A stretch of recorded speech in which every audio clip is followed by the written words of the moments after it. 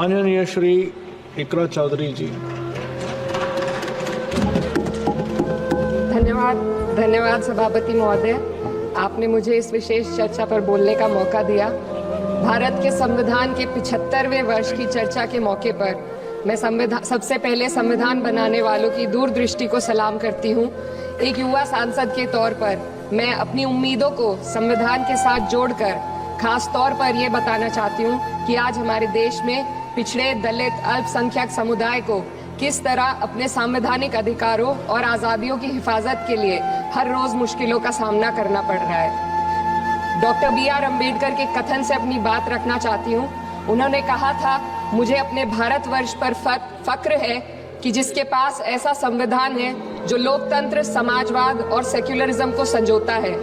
लेकिन आज ऐसा लगता है जैसे संविधान की किताब तो है पर इसे चलाने वालों का ईमान गुम हो गया है।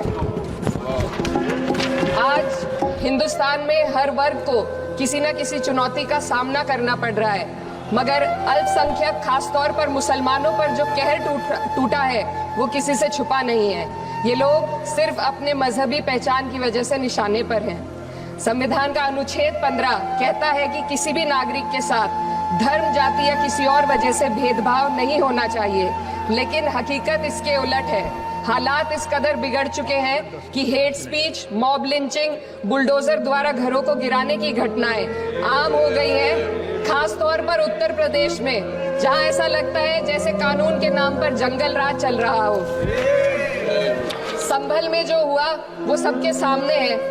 पुलिस के संरक्षण में निर्दोष लोगों की हत्या की गई और सरकार ने चुप्पी साध ली। अल्पसंख्यकों पर हिंसा बढ़ती जा रही है, मगर सत्ता में बैठे लोग या तो आंखें मूंदे हुए हैं या फिर इन घटनाओं को बढ़ावा दे रहे हैं। हद तो तब हो जाती है जब न्यायपालिका की बात भी अनसुनी कर दी जाती है। सुप्रीम कोर्ट ने मॉब लिंचिंग पर 11 सूत्रीय निर्देश जारी किए थे। इसमें साफ कहा गया था कि राज्य सरकारें और पुलिस इस तरह की घटनाओं को रोकने और दोषियों पर सख्त कार्रवाई करने के लिए जिम्मेदार है, लेकिन आज भी इन निर्देशों पर अमल नहीं हो रहा है।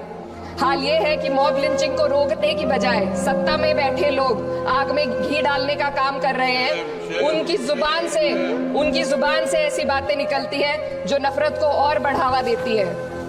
ये अशांति अब इतनी गहराई तक फैल चुकी है कि हमारे समाज के धर्मनिरपेक्ष चरित्र पर गंभीर सवाल उठ रहे हैं। साल की शुरुआत में ही कई राज्यों में दुकानदारों को अपने नाम बोर्ड पर लगाने के लिए मजबूर किया गया।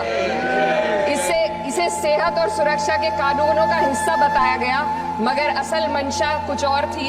ये कदम खास तौर पर मुसलमान दुकान